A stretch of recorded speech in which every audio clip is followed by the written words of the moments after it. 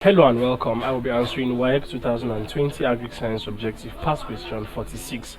If a farmer produces 9 bags of millet at an average cost of 80,000 D per bag and sells each of the bags at 90,000 D, the profit is A. 10,000 D, B. 80,000 D, C. 90,000 D, D. 170,000 D. So this D here represents a currency, okay? So we're asked if 9 bags of millet is produced at a cost of 80,000 D per bag, okay? So for each bag produced, 80,000 D is produced, and then he sells each bag at 90,000 D. What is his profit? Now, if he produces at